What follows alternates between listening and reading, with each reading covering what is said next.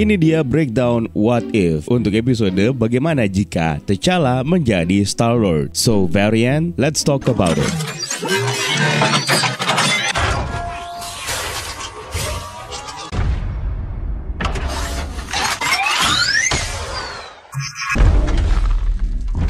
Sebelum kita mulai, kita harus kasih peringatan terlebih dahulu. Video ini adalah spoiler konten untuk episode kedua dari What If. Untuk yang belum nonton, silakan ke Disney Plus Hotstar terlebih dahulu.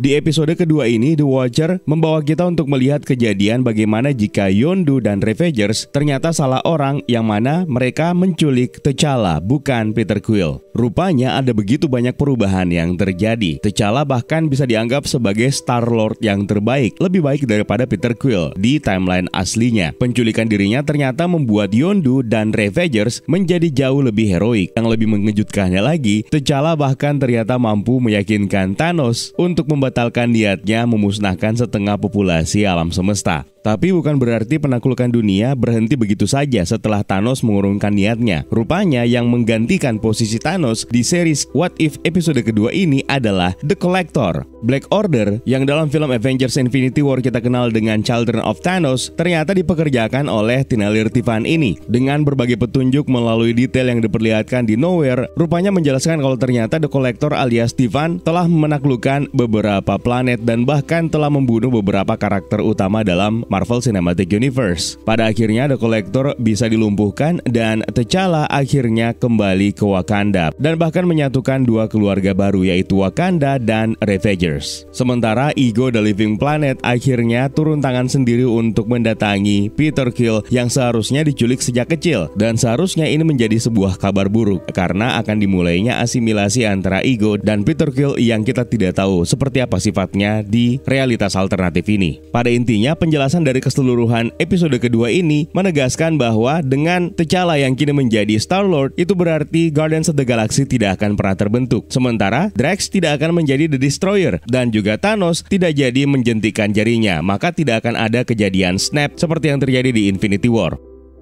Sekarang kita masuk ke sesi detail. Adegan ini diawali dengan aksi T'Challa sebagai Star-Lord yang tiba di Morak untuk mencuri orb yang sebenarnya berisikan Power Stone. Kalian tentu tahu kemana arah callbacknya, namun ada satu perbedaan, di mana T'Challa di sini tidak seatraktif Peter Quill, yang dalam pembukaan Guardians of the Galaxy, dia menelusuri Morak ini sambil mendengarkan musik dengan menggunakan Walkman-nya dan menari. Bagian favorit saya adalah di area mata di topeng Star-Lord mempunyai perbedaan warna, di mana Peter Quill menggunakan cahaya mata berwarna merah, sementara untuk T'Challa menggunakan cahaya mata berwarna ungu, yang tentu saja ini merupakan penghormatan kalau dia adalah Black Panther di garis utama waktu MCU. Satu perbedaan menarik lainnya adalah di sini Star-Lord tidak perlu menjadi sosok yang narsistik untuk dikagumi oleh banyak orang, karena T'Challa sudah melakukannya dengan caranya sendiri, di mana dia justru diidolakan dan dihormati oleh banyak orang, termasuk oleh penjahat besar atau big bad villain dari garis utama waktu MCU, yaitu Thanos. Berbeda dengan opening Guardians of the Galaxy, di sini Koret the Pursuer ternyata mengagumi Star-Lord. Star-Lord?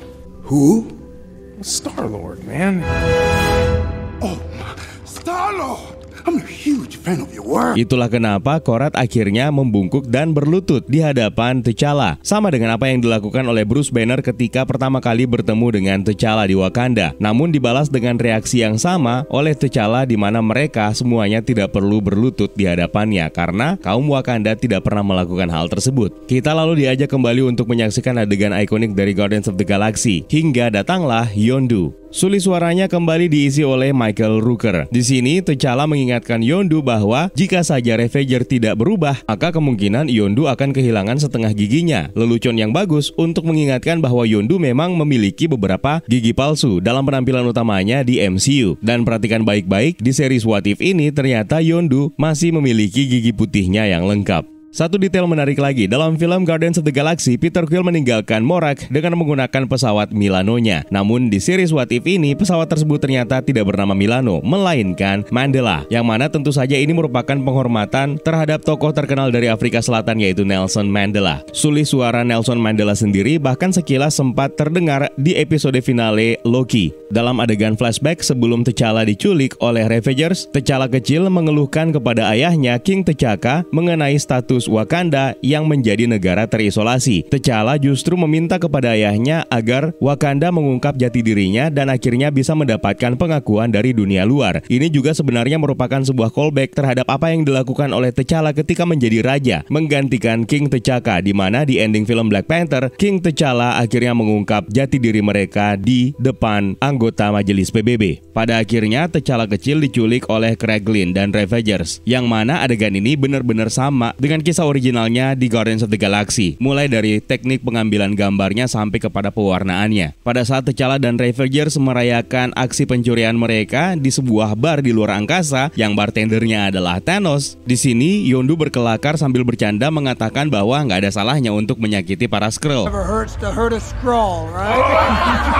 Mungkin kalian sebenarnya sudah tahu kalau Skrull dalam komik Marvel adalah antagonis dan mereka memulai debutnya di MCU lewat film Captain Marvel yang justru diadaptasi terbalik, di mana mereka menjadi kaum yang tertindas oleh kaum Kree. Maka bukan tidak mungkin kehadiran T'Challa di Ravagers dan petualangannya di seluruh galaksi malah membuat kaum Kree kini menjadi ras yang tidak begitu ditakuti dan disegani, yang bahkan memungkinkan kaum Skrull malah tumbuh menjadi kaum antagonis di realitas ini. Dengan mempertimbangkan series What If ini canon dengan MCU, maka bukan tidak mungkin dalam event Secret Invasion nanti, kaum Skrull dari realitas alternatif ini akan memulai keterlibatannya dalam timeline utama MCU dan membuat Skrull akhirnya menjadi ras yang jahat, yang tentu saja bisa menjadi jembatan yang sempurna untuk kelanjutannya dalam film kedua Captain Marvel yang diberi judul The Marvels. Thanos di sini ternyata dijadikan sebagai twist yang asik untuk dinikmati, di mana dia sepertinya sudah melupakan niatnya untuk melakukan genosida, yaitu dengan membunuh separuh alam semesta yang dilakukan secara random. Yang mempengaruhinya tentu saja adalah T'Challa yang telah memberikannya pencerahan bahwa ada cara lain untuk menyeimbangkan alam semesta tanpa harus melakukan genosida. Di sini Thanos terlihat bekerja sebagai bartender di bar favorit Ravagers ini, dan konsep Thanos sebagai bartender ini mungkin terinspirasi dari sebuah kanal YouTube yaitu How It Should Have Ended. Mungkin kalian suka nonton video-video dari kanal tersebut. Di bar ini juga terlihat Drax yang suli suaranya ternyata tidak diisi kembali oleh Dave Bautista, melainkan Fred Tatasciore yang juga sekaligus mengisi suara Corvus Glaive. Terungkap pula kalau Drax di sini ternyata tidak menjadi The Destroyer karena planetnya akhirnya selamat dan keluarganya masih hidup, dan semua itu berkat T'Challa. Dalam timeline utama MCU, sangat jelas kita ingat kalau Thanos lah yang memerintahkan Ronan the Accuser untuk membantai 50% penghuni planet asal Drax. Efek lain yang berubah ketika T'Challa menjadi Star-Lord adalah Nebula yang kembali suli suaranya diisi oleh Karen Gillan. Dia kini memiliki rambut dan tubuhnya memang terlihat organik. Berbeda dengan timeline utama MCU di mana Thanos sebagai ayah angkatnya menjatuhkan hukuman terhadap Nebula dengan mengganti bagian tubuh organiknya menjadi tubuh cybernetik ketika dia kalah dalam pertarungan latihan melawan Gamora. Sekilas ketika menggibaskan rambutnya, terlihat Nebula ternyata sudah memiliki mata cybernetik, namun anggota tubuh lainnya masih selamat dan masih organik. Meskipun demikian, Nebula tetap menyimpan amarah terhadap ayah angkatnya tersebut. Callback menarik lainnya, ketika Ravagers terkejut mengetahui kalau Nebula ternyata anak dari Thanos.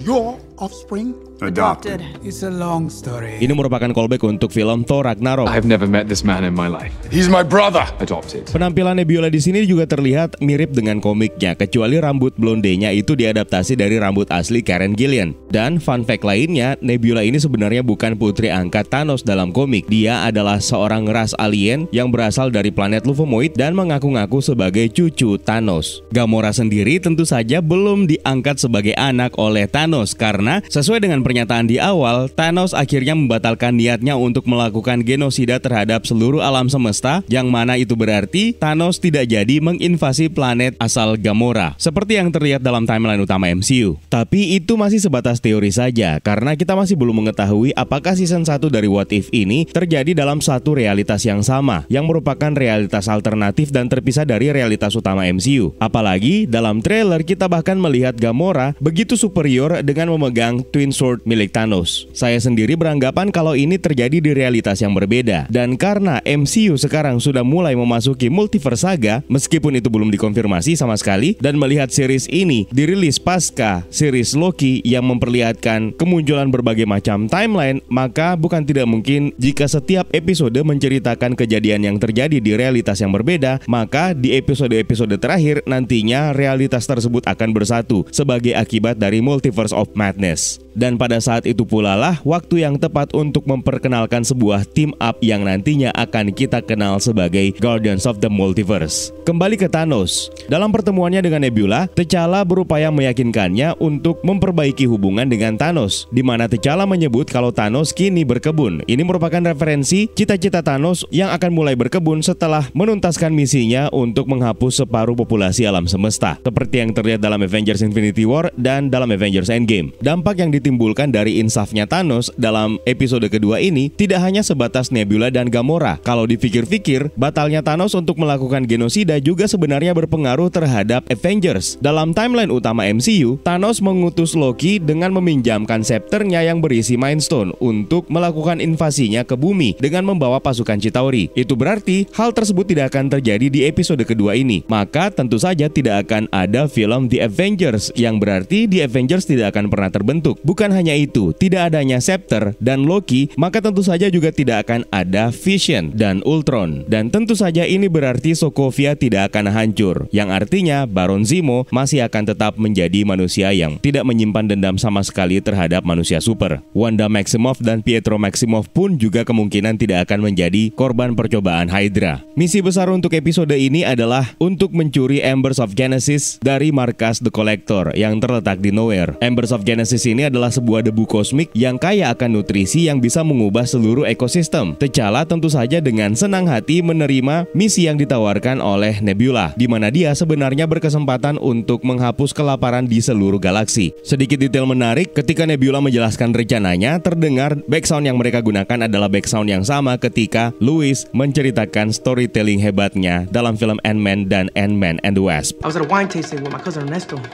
It was mainly reds, and you know I don't love reds, man. You know, but there was a supernova with the power to terraform entire ecosystems. Embers of Genesis ini sendiri sebenarnya merupakan barang baru di MCU dan pertama kali diperkenalkan lewat episode kedua What If ini. Kalau kalian sudah menyaksikan final trailer Eternals, sepertinya Embers of Genesis ini juga berada di pesawat milik Eternals yang digunakan oleh Cersei untuk mengubah tanah kering menjadi lahan yang subur. Tapi ini masih sekedar teori saja. Kembali ke misi Nebula dan T'Challa untuk mencuri Embers of Genesis, sayangnya seluruh anggota Avengers yang lainnya justru takut melawan The Collector. Inilah yang menjadi plot twist yang tidak terduga. Rupanya The Collector alias Tannelir Tivan malah menjadi Thanos yang baru di realitas tersebut. Dia bahkan berhasil membuat Black Order tunduk dan bekerja untuknya. Cukup mengejutkan melihat Proxima Midnight dan Cool Obsidian bahkan hampir mengalahkan Thanos. Dalam adegan percakapan T'Challa dengan Yondu Udonta, Yondu salah menyebut nama Robin Hood. It's like that earthling folk hero of yours, right? Robin Leach. Robin Hood. Ini merupakan referensi untuk mendiang jurnalis yang sangat terkenal sebagai host dari acara Lifestyles of the Rich and Famous. Sementara untuk Robin Hood sendiri, kalian sudah tahu lah.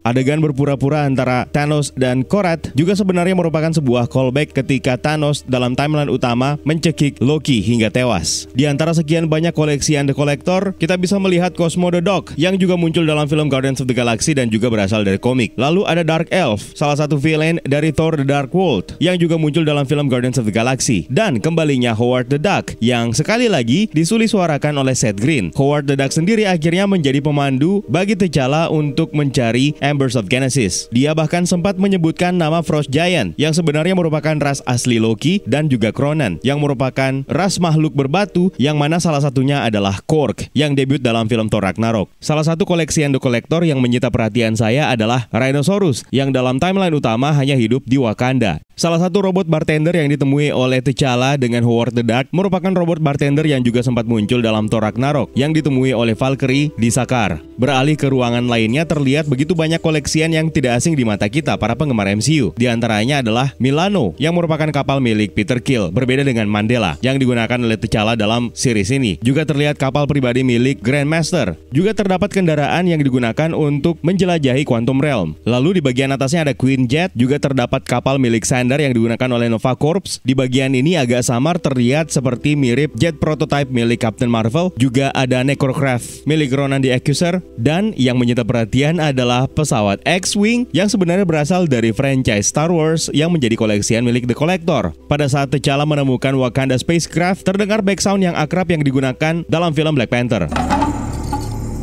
Pada saat The Collector menahan T'Challa di lemari koleksiannya, The Collector berusaha meyakinkan T'Challa atas kekuatannya dengan menduga T'Challa bisa terbang dan mengeluarkan laser dari matanya. Are you sure you cannot fly or shoot lasers out of your eyes or something? Terdengar cukup familiar ya, apalagi trailernya baru saja dirilis. Mungkinkah yang dimaksud oleh The Collector adalah Ikaris? Ketika T'Challa membebaskan dirinya dari lemari besi koleksian The Collector tersebut, T'Challa menggunakan kalungnya sambil menggenggam hingga membuat 3 buah taring tajam muncul dari sela-sela jarinya, mengingatkan kita kepada sosok Wolverine. Dan ini membawa T'Challa menuju ke pertarungan puncaknya melawan The Collector. Mengejutkan, di sini ternyata The Collector menggunakan lengan Korg yang terputus untuk dijadikan sebagai senjata, sekaligus mengkonfirmasi kalau Korg di realitas ini sepertinya memang sudah tewas. Yang tidak kalah mengejutkannya lagi, rupanya The Collector masih memiliki koleksian lainnya yang juga tentu saja tidak asing bagi kita. Dia punya shield Captain America, Mjolnir milik Thor, belati milik Dark Elf, sampai kepada helm khas milik Hela. Bagaimana The Collector bisa mendapatkan semua itu? Untuk shield Captain America, bisa diasumsikan di timeline ini Captain America belum bangun dari tidur panjangnya, mengingat latar waktu yang digunakan dalam kejadian episode kedua What If ini berlangsung pada tahun 2008. Sementara untuk Mjolnir dan juga helm milik Hela didapatkan setelah The Collector menghancurkan planet Asgard. Dia bahkan bisa mengeluarkan Necro Sword sama seperti yang dilakukan oleh Hela, bahkan posenya pun sangat mirip, meski kelihatan sangat aneh.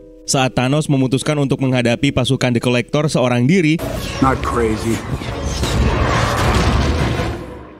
terlihat sebagai sebuah callback ketika Hulk memutuskan untuk menghadapi Chitauri seorang diri. That's my secret, Cap. I'm always angry.